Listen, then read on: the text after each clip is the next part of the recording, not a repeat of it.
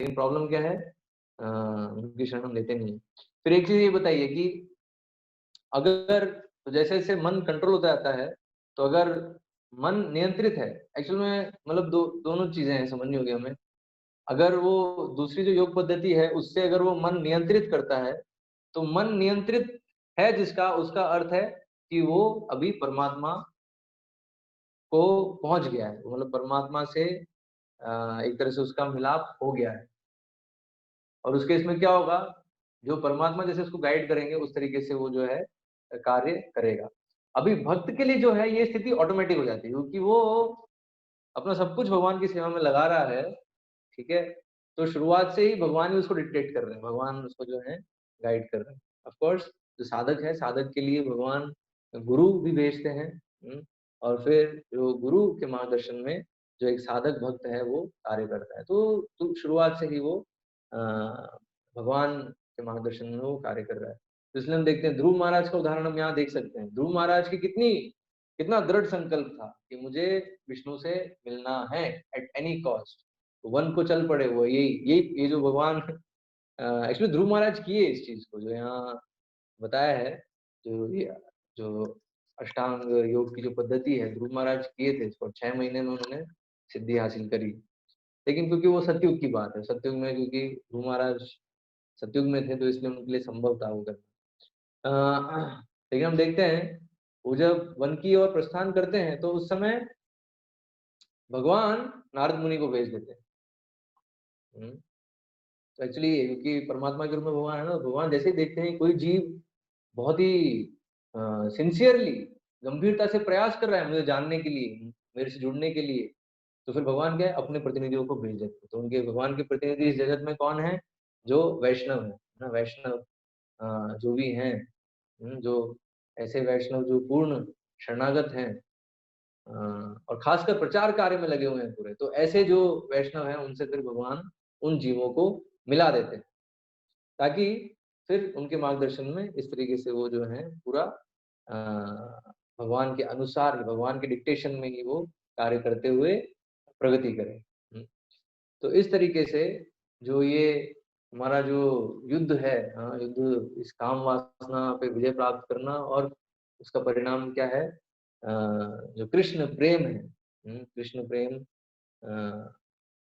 को actually discover करना, क्योंकि कृष्ण प्रेम ऐसा नहीं है प्राप्त करेंगे हम, इट्स ऑलरेडी देयर, वो है हमारे अंदर।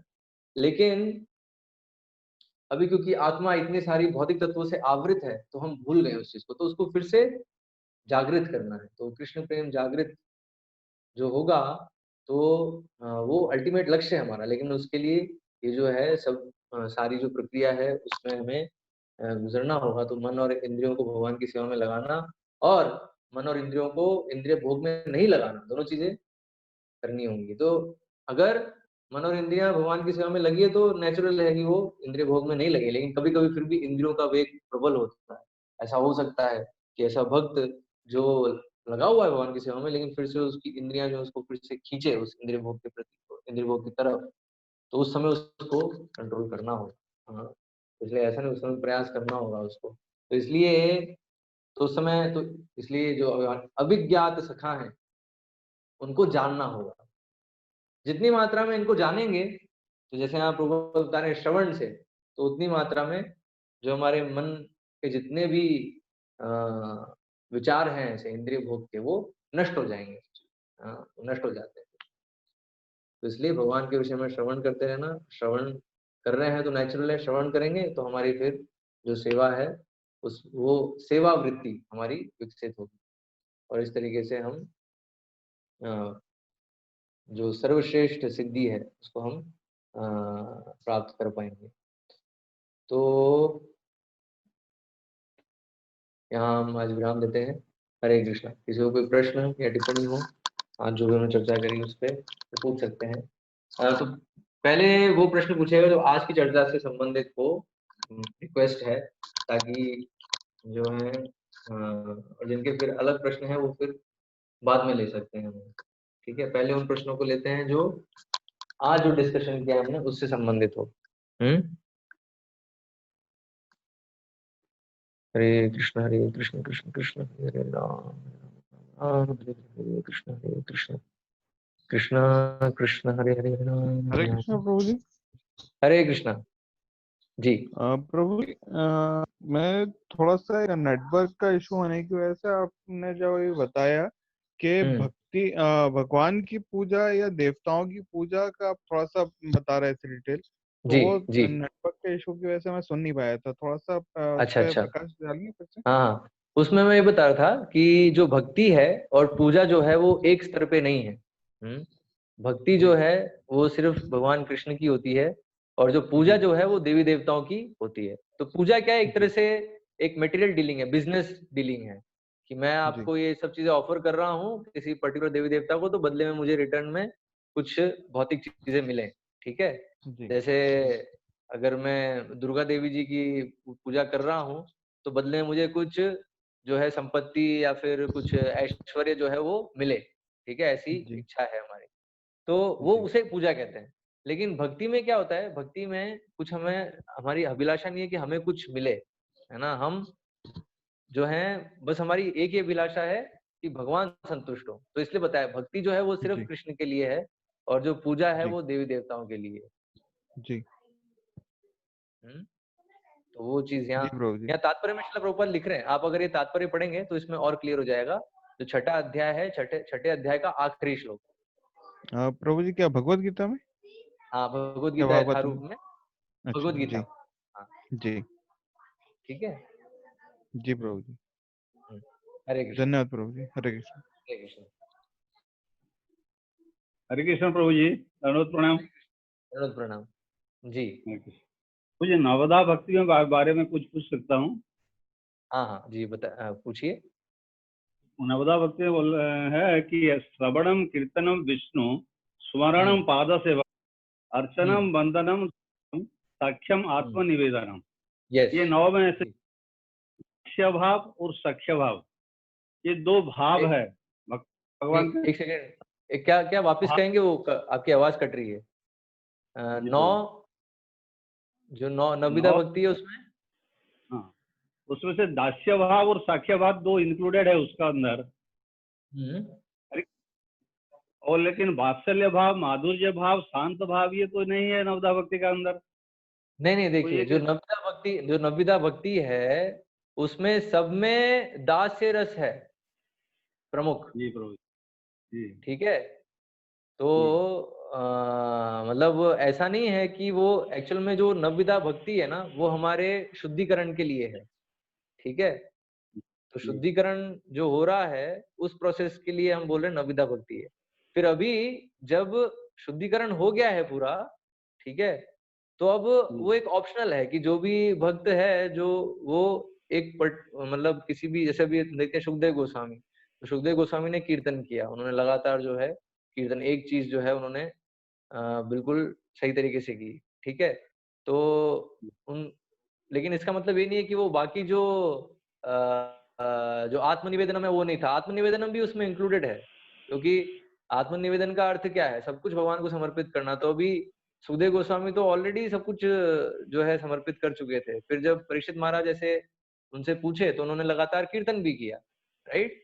तो इसलिए ऐसा नहीं है कि, मतलब हम बोलते हैं जैसे कि एक एक जो है उसके लिए एक आइडल है, जैसे कीर्तन है तो उसके लिए एक, तो उसके लिए बताया कि जैसे सुखदेव गोस्वामी ने जैसे कीर्तन किया वैसा जो है कीर्तन करने का प्रयास होना चाहिए।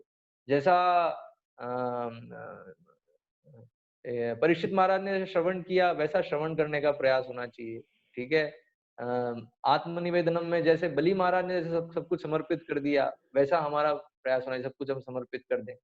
लेकिन हम देखेंगे जितने भी भक्त हैं तो वो सब जो हैं उनमें ये नौ के नौ जो चीजें हैं वो सब किसी न किसी रूप में है ना।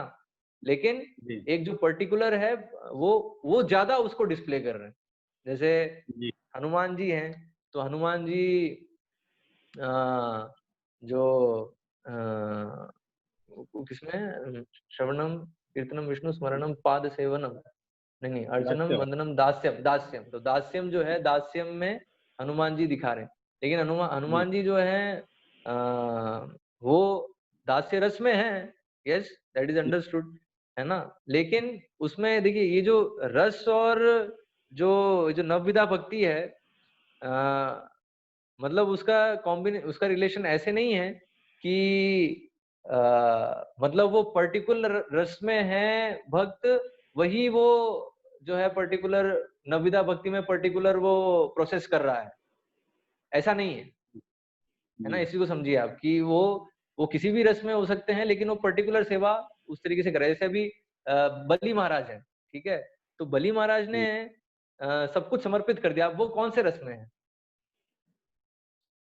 तो जी वो भी दास्य रस में है ना।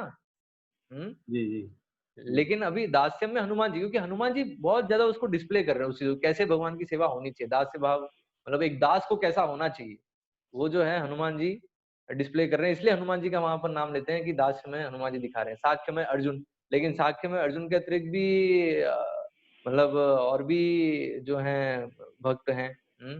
तो इसलिए अ, जो जो नवविधा भक्ति है वो बेसिकली हम जब साधना स्टेज में है तो हमारे लिए बताया कि हमें नवविधा भक्ति में कोई सा भी एक अगर हम उनके ऐसा कर लें तो, या फिर सारे हम थोड़ा थोड़ा करें, सब करने का प्रयास करें, तो हमारा शुद्धिकरण होगा। और फिर उससे फिर हमारा साक्षात्कार होगा कि हमारा क्या संबंध है भगवान के साथ, ठीक जी है, जी।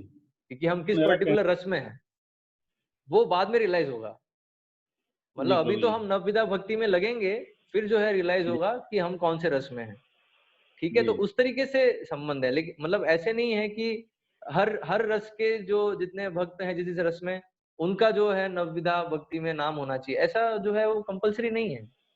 हाँ, वो जरूरी नहीं है, क्योंकि नवविधा भक्ति में बताइए कि ये प्रोसेस है, ये तरीके हैं जिनसे हम भगवान की सेवा में नियोजित हो सकते हैं।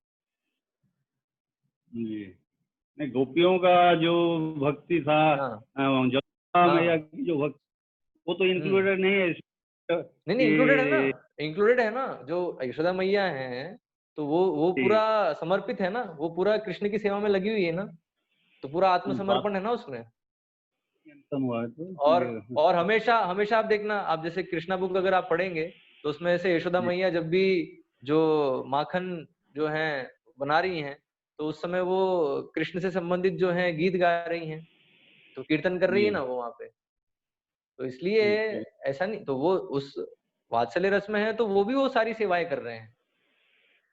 मतलब हाँ, सेवा जो है वो सब में इंक्लूडेड है। और एक और चीज आप समझिए, रस में क्या होता है, जैसे दास्य रस है, ठीक है, दास्य रस है, तो फिर जो है साक्ष्य रस है, तो साक्ष्य रस के अंदर दास्य रस भी है, ठीक है। जी फिर वात्सल्य जी रस है, तो वात्सल्य रस के अंदर दास्य रस, मतलब दास्य दास्य रस जो है वो सब में एसेंस है। अभी डिफरेंस क्या है कि जैसे जैसे मतलब कैसे भक्त की जो घनिष्ठता है, जो निकटता है भगवान के साथ, वो जैसे जैसे तीव्र होती जाती है, तो फिर हम बोलते हैं, तो इसलिए माधुर्य रस में सबसे ज्यादा निकट, मतलब सबसे ज्यादा इंटीमेसी है। फिर वात्सल्य रस में जो है नेक्स्ट लेवल की इंटीमेसी है। फिर साक्ष्य रस में जो है थर्ड लेवल की इंटीमेसी है। हाँ। फिर दास्य रस है, दास्य रस में जो है एक ऐश्वर्य का भाव है कि भगवान स्वामी हैं और हम दास हैं। लेकिन जैसे जैसे जो उच्च रस, मतलब उच्च रस क्या है, वो जो एक तरह से, मतलब ऐसा नहीं है कि वो ऊंचा या नीचा है कुछ आध्यात्मिक जगत में, लेकिन एक निकटता, मतलब जो आदान प्रदान का जो स्तर है, वो जी उसका जो लेवल है वो अ, एक तरीके से और इंटीमेट होता जाता है, तो वो डिफरेंस है बस उसमें, ठीक है। लेकिन सब में जो सेवा भाव है, जो भगवान की संतुष्टि के लिए हम जो है वो कार्य कर रहे हैं, वो सब में समान है। तो इसलिए ऐसा नहीं है कि जो आत्मनिवेदन में जो भक्त हैं तो वो बाकी वो बस वही कर रहे हैं, वो बाकी सेवा नहीं कर रहे, ऐसा नहीं है। हम्म। जी ऑफ प्रभु कोर्स जी। वो जितना जैसा उनका रस है उसके अनुसार वो फिर सेवा कर रहे हैं, ये उसमें, जी प्रभु जी। ठीक है जी। ठीक है। मेरा कहना है कि वात्सल्य रस, वात्सल्य भाव और माधुर्य भाव इसका अंदर नहीं लिखा हुआ है, वो थोड़ा मेरे को डाउट रहता हाँ तो वो जो है मतलब वो उसकी आवश्यकता नहीं है ना, मतलब ऐसा क्यों कि मतलब वो होने ही चाहिए ऐसा, क्योंकि रस के अनुसार नहीं बताया ये, जो नवविधा भक्ति जो बताई है, जी प्रभु जी। है ना। वो हम्म, वो जो है हम जो बद्ध जीव हैं उनके परफेक्शन के लिए, क्योंकि हम जैसे हम जब जब भगवान के साथ जब वृंदावन में अगर हम होंगे तो उसमें तो बहुत सारी सेवाएं, जैसा भगवान चाहते हैं वैसे हम कार्य करेंगे, ठीक है। जी तो उसमें तो जो 9 तरीके हैं, 9 से भी अनेक तरीके होंगे भगवान की सेवा करने के, ठीक है। लेकिन ये प्रभु जी, नवविधा भक्ति खासकर खासकर हमारे लिए बताया है कि प्रभु हम जो है इन 9 तरीकों से भगवान को प्राप्त कर सकते हैं, 9 तरीके से हम सेवा कर सकते हैं। जी, रामायण में जो राम जी बता रहे हैं हम्म सबरी को, उसमें हम्म से उस बताए हैं कि जो हर तरफ भगवान का दर्शन कर रहा है वही एक भक्ति हम्म है, ऐसा संतुष्टि में रहती है वो भी एक हम्म भक्ति है। जैसे हम्म कि नौ भक्ति उधर। जो मतलब जो इसमें क्या कहते हैं, जो शबरी का आप उदाहरण दे रहे हैं, तो शबरी जो है वो मतलब एक पर्टिकुलर, एक तरीके से आप बोल सकते हैं कि वात्सल्य भाव बोल सकते हैं कुछ हद तक। कभी कभी क्या होता है, रसों का मिश्रण भी होता है, तो हाँ ठीक है, तो उस तरीके से उन्होंने सेवा करी भगवान की और उसमें वो संतुष्ट थी। हाँ, तो भी आपका प्रश्न क्या है कि रस और मतलब वो शबरी को आप लाके क्या क्या संशय है उसमें? राम नवविधा जी भक्ति। सबरी सबरी सबरी की प्रार्थना से राम जी बताए कि नवदा भक्ति का नौ चरण क्या क्या है। हम्म उसमें से एक हम्म बताया कि जो हर तरफ सब प्राणी के अंदर भगवान के दर्शन कर रहे हैं वो भी मेरा हम्म। भक्त है। और जो हाँ यस। समझती रहते हैं आत्मा में रमन करते हैं वो भी मेरा हम्म भक्ति है। यस। तो वो बताए ना, ये अगर आप भगवत गीता में भगवान बता रहे हैं ना, जैसे आप जब उस उच्च स्थिति में पहुंचेंगे, जो आपकी चेतना शुद्ध है, तो फिर ये जो दृष्टिकोण है ये विकसित होता है। तो जिसको ये जी दृष्टिकोण है वो मतलब नवविधा भक्ति से जो जिस स्तर पे हमें आना है उस स्तर पे आ गया है वो, तो इसलिए हम बोल उसने फिर परफेक्शन सिद्धि हासिल कर ली है। जैसे जी ये छठे अध्याय में भगवान बता रहे हैं कि है ना, यो माम पश्यति सर्वत्र सर्वम यो मई पश्यति। हाँ, जो मुझे हर जगह देखता है और हर चीज में मुझे देखता है, हाँ, तो वो जो है वो योगी है ना, वो योगी परम है, ऐसे भगवान बता रहे हैं इसी अध्याय में। तो जी इसलिए तो वो है यस, जो नवविधा भक्ति है, तो या तो उसमें से कोई भी एक एक प्रोसेस या 9 के 9 प्रोसेस अगर हम अच्छे से करें तो हमें वो सिद्धि प्राप्त होती है, ये जो चेतना है वो प्राप्त होगी। जी। हम्म। धन्यवाद प्रभु। हरे हरे कृष्ण। कृष्ण। हरे कृष्ण।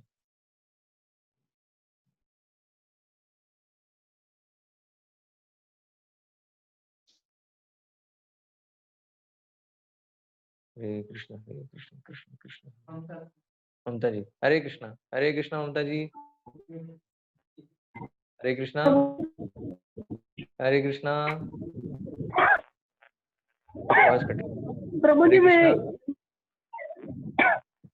प्रभु जी ये कि गुरु नानक को कबीरदास जी ये किस श्रेणी में आते, कौन से भक्तों की श्रेणी में आते? हाँ, ये तो देखना पड़ेगा उनकी शिक्षा क्या है, उसके अनुसार पता चलेगा हमें।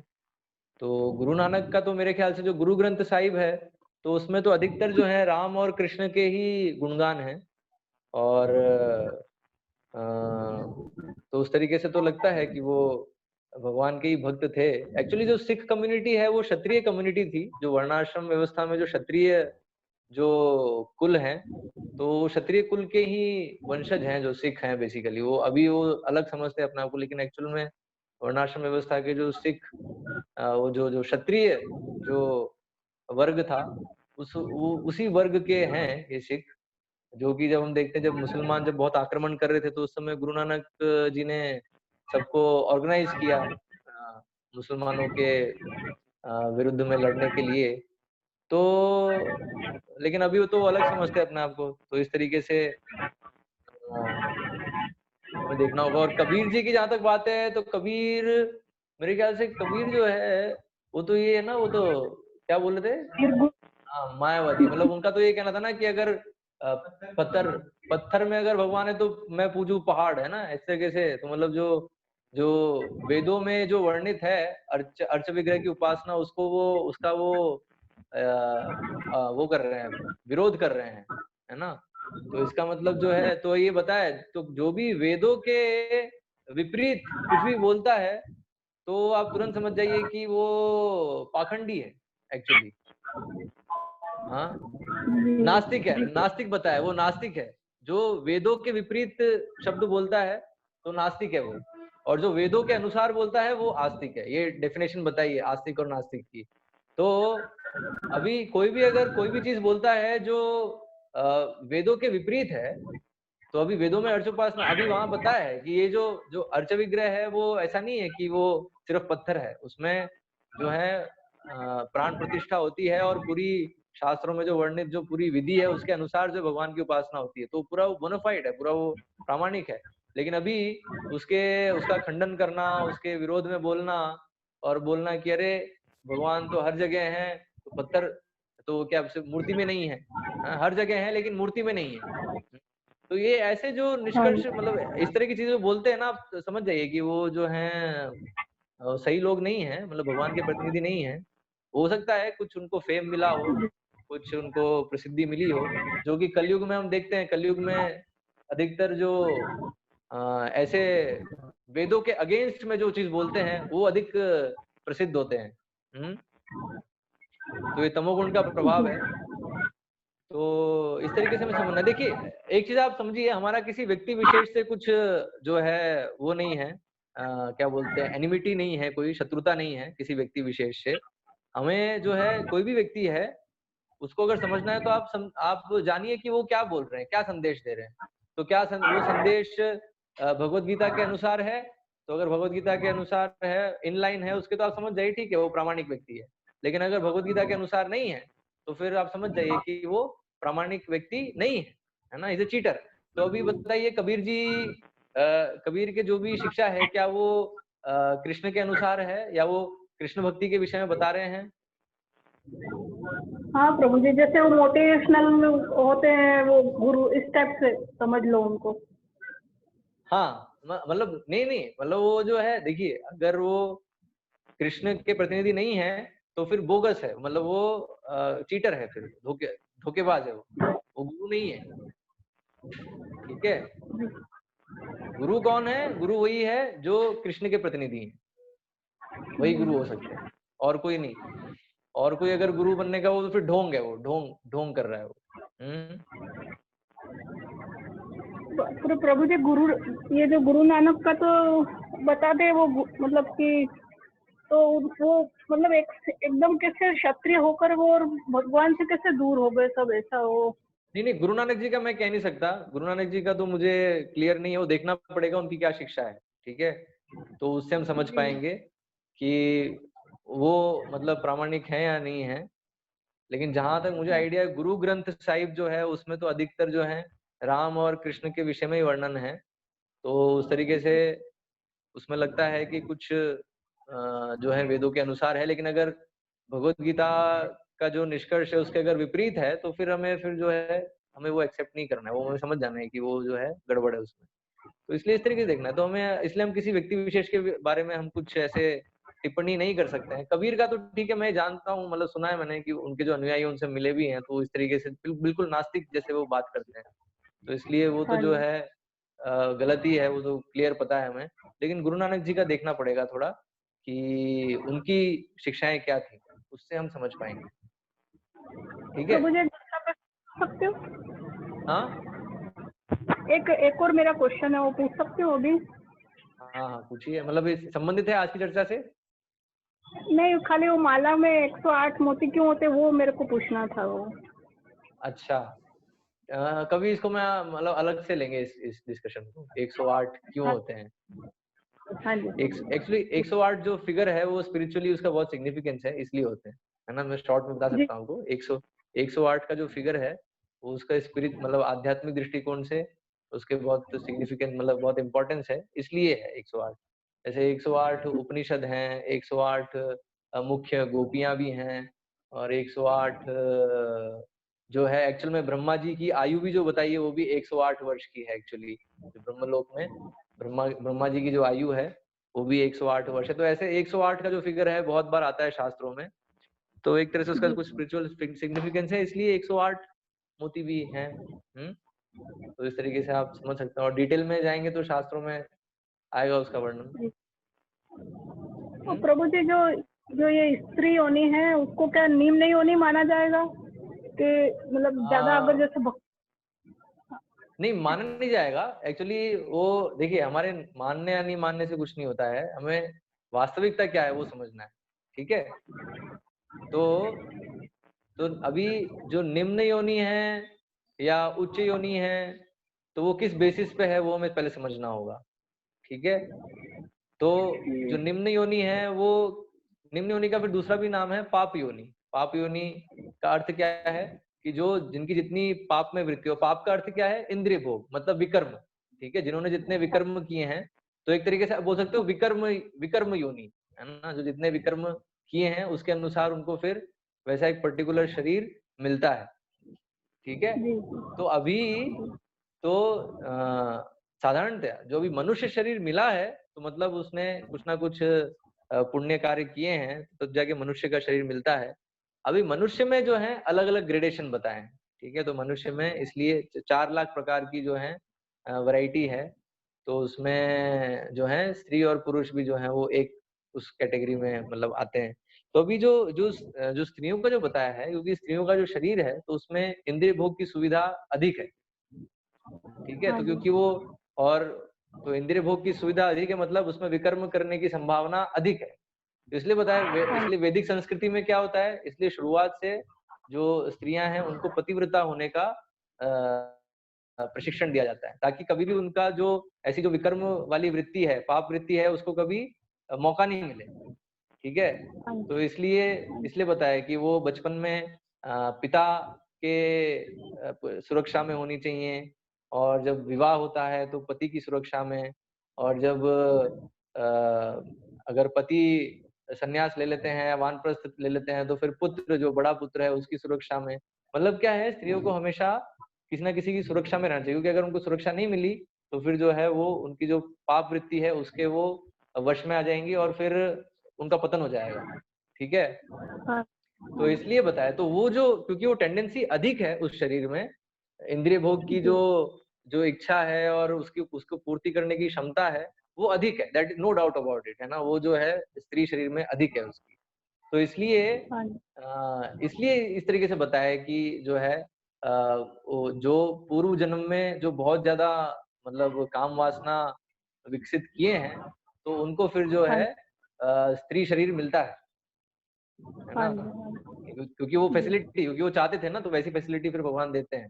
तो इसलिए जो है उस तरीके से बताया। तो इसलिए उच्च और निम्न जो हमें समझना होगा किस तरीके से। तो जो अभी जो शरीर है जिसमें इंद्रिय संयम संभव है ना, उसमें इंद्रिय भोग की इतनी जो है सुविधा नहीं है, और इंद्रिय संयम की ज्यादा सुविधा है, तो उसको बताया है कि वो उच्च योनि है ना। उच्च शरीर आप बोल सकते हो, उच्च शरीर है। क्यों? क्योंकि उसमें आसान है इंद्रिय संयम करना, इंद्रिय और मन को संयम करना, और जो इंद्रिय भोग है उसमें ज्यादा मतलब उसकी एक लिमिट है उसको करने की। लेकिन जो जो शरीर है जिसमें इंद्रिय भोग करने की बहुत फैसिलिटी है, लेकिन इंद्रिय संयम करने की फैसिलिटी इतनी नहीं है, ठीक है। वो आसान नहीं है उतना उस शरीर में। तो फिर वो उसके लिए बताया कि वो निम्न है उस दृष्टिकोण से। आध्यात्मिक दृष्टिकोण के लिए, आध्यात्मिक उन्नति के लिए जो ज्यादा सुविधाजनक जो शरीर है, तो उसको बताया वो उच्च शरीर है। जो उसके लिए ज्यादा सुविधाजनक नहीं है, इसलिए बताया वो थोड़ी निम्न है।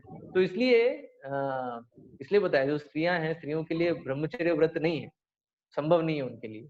इसलिए उनको जो है विवाह करना आवश्यक है। अगर वो विवाह नहीं करेंगी तो फिर वैश्यावृत्ति में वो लिप्त हो जाएंगी, ठीक है। तो इस तरीके से जो है बोला है। तो इसलिए निम्न ऐसे नहीं बोला है कि बिल्कुल तुच्छ है, भी उनको बिल्कुल डिस्कार्ड कर दो, उनका शोषण करो, ऐसे नहीं है। निम्न इस तरीके से है कि कैसे वो जो है, वो जो ये शत्रु है ना, हम जो भी जो पढ़ रहे हैं, काम वासना शत्रु जो है, उस शत्रु से ज्यादा प्रभावित है, ठीक है। तो अभी उनको ज्यादा इसलिए प्रोटेक्शन चाहिए, ज्यादा सुरक्षा चाहिए। तो उस तरीके से जो है वो उस दृष्टिकोण से वो बताया। तो इसलिए उसको हमें ऐसा नहीं देखना चाहिए कि अरे जो है हमें निम्न कहा जा रहा है या किसी को उच्च कहा जा रहा है, ऐसा नहीं है। हाँ,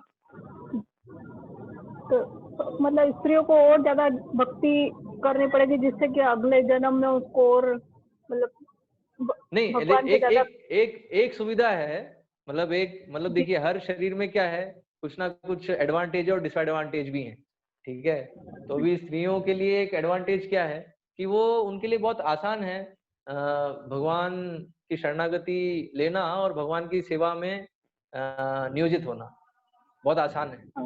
उनको ज्यादा जो है ज्यादा फिलोसॉफिकल डिस्कशन करने की जरूरत नहीं है। बस उनको अगर हम बचपन से ही अगर समझाएं और इवन अगर एक एज में भी उनको अगर समझाएं, मतलब बस बता दें कि देखिए ये सबसे हाँ अच्छी जी, चीज है, इसको आप करिए, तो वो करने लग जाएंगे, है ना। उनको ज्यादा लॉजिकल चीज मतलब लॉजिकली कन्विंस करने की आवश्यकता नहीं है। तो ये जी एक जी एडवांटेज है ना। तो बस आप बस सेवा करिए। अब जो भी मतलब पॉइंट ये है कि जो हमारी जो प्रवृत्ति है इंद्रिय भोग की, उसको हम कम करें और अल्टीमेटली एक समय आए उसको हम पूरी तरीके से उसको छोड़ देना है एक समय पे, जब हम तैयार हो जाए उसके लिए। तब तक तैयार नहीं, तब हाँ तक हमें प्रयास करना है उससे धीरे धीरे निवृत्त होने के लिए, ठीक है। और जी फिर और साथ ही साथ भगवान की सेवा, तो ये फैसिलिटी हर मतलब स्त्री को भी है पुरुष को भी है, फैसिलिटी दोनों है। बस ये है कि स्त्री के शरीर में जो भ्रमित होने के और जो ये शत्रु है, काम वासना जो शत्रु है, उससे प्रभावित होने की संभावना अधिक है। मतलब जो प्रभावित होने की जो डिग्री है वो अधिक है। तो इसलिए इसलिए बताया, इसलिए थोड़ा उनको सतर्क रहना चाहिए। जी तो जी पतिव्रता इसलिए बताया, तो स्त्री इसलिए स्त्री धर्म सबसे मुख्य है पहले स्त्रियों के लिए, पतिव्रता होना सबसे पहली चीज है। और फिर वैसे उस पति मतलब पति की सेवा करते हुए और फिर घर को ऐसे ध्यान रखते हुए फिर उसमें जो हम बेस्ट पॉसिबल भगवान की सेवा में लगातार उसी के साथ साथ भगवान की सेवा में भी हम जो, और भगवान की सेवा कैसे, खास कर ये श्रवण और कीर्तन भी हमारा चलता रहे, और हमारा जो स्त्री धर्म है वो भी, उसको भी हमें निभाना है, ठीक है। इस तरीके से फिर हमारा शुद्धिकरण होगा। मतलब पॉइंट क्या है देखिए, हर एक व्यक्ति के लिए शुद्धिकरण का एक मार्ग भगवान ने बनाया है। मतलब अभी हम ठीक है, अभी हम पतित हो गए हैं, लेकिन अभी पतित स्थिति से अभी कैसे हम उठ सकते हैं, वो मार्ग भी भगवान ने बनाया है, ठीक है। तो अभी जो व्यक्ति जिस गुण में जिस भी गुण से प्रभावित है, तो उस स्थिति से वो फिर धीरे धीरे प्रगति कर सकता है। तो अब इसलिए हाँ स्त्रियों के लिए एक पर्टिकुलर मार्ग बताया है शास्त्रों में कि इस मार्ग में हम चलेंगे तो आप सेफ हैं और आप प्रगति करेंगे। लेकिन अभी ऐसे अगर कोई सोचे कि नहीं हमें तो मतलब हम भी जो है ब्रह्मचारिणी बनना चाहते हैं, है ना, तो हाँ उसमें फिर क्या हाँ होगा, उसमें फिर उनके शोषण के चांसेस अधिक हो जाएंगे। जैसे हम देखते हैं जहाँ पर भी ऐसे जो है ब्रह्मचारिणी आश्रम होते हैं, तो फिर वहां पे अवैध स्त्री संघ के केसेस भी बहुत आते हैं, है ना।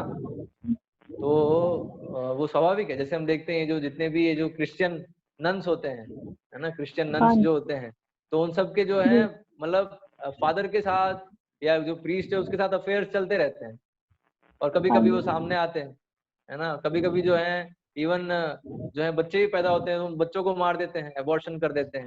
तो ऐसी जो स्थितियां हैं वो क्रिएट हो जाती है। तो इसलिए बताया है जो स्त्रियां हैं उनको हमेशा एक जो पुरुष है उसके सुरक्षा में होना चाहिए, तो वो सेफ है इस शत्रु से। ये जो शत्रु है काम वासना, इससे वो सेफ रहेंगे।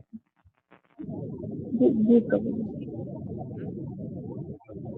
इसमें एक पुस्तक है हमारे पास, आज की नारी कल की संस्कृति, तो उसको अगर आप पढ़ेंगे तो और ये सारे जो तथ्य हैं वो क्लियर होंगे आपको।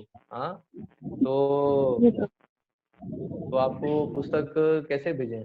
बाय पोस्ट भेज सकते हैं प्रभु ना?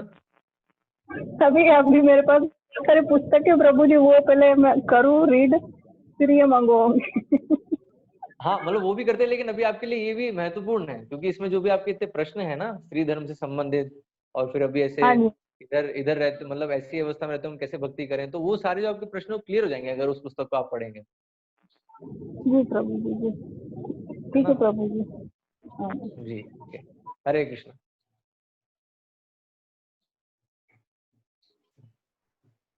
हरे कृष्णा प्रभु जी। हरे कृष्णा। कहिए धन्यवाद भाई।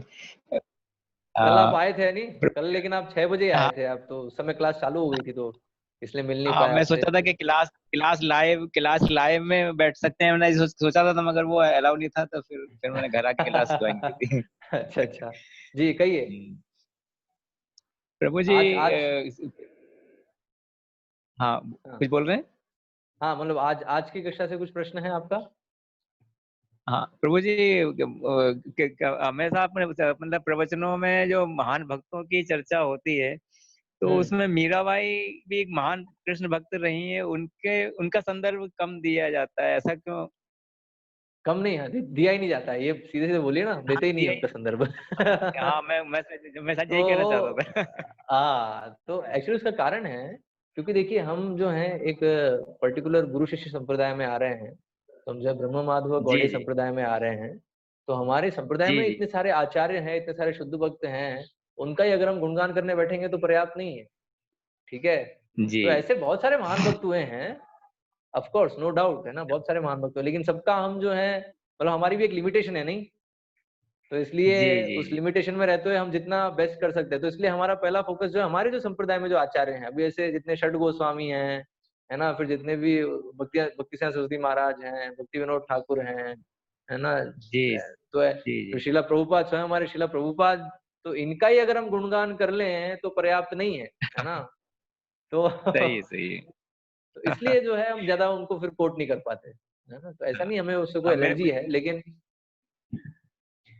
तो है मुझे ऐसे ऐसा बहुत सारे क्लिक। महान भक्त हुए हैं इतिहास में, बहुत सारे महान भक्त हुए जी हैं, जी है ना, जी जी लेकिन सबको जो है हम कोट नहीं कर सकते, राइट? हमारी एक सही है। क्या बोलते हैं, प्रायोरिटी, प्रायोरिटी रहेगी, तो प्रायोरिटी हमारी क्या है, पहले हमारे जो संप्रदाय आचार्य हैं वो हमारी सबसे पहली प्रायोरिटी है। सही है प्रभु जी, सही है। हम्म, तो मुझे ऐसे क्लिक हुआ था, तो मैंने कहा मैं शंका का समाधान कर लूं। जी जी जी, ठीक है। हरे कृष्ण प्रभु जी, हरे कृष्ण। हरे कृष्ण, हरे कृष्ण।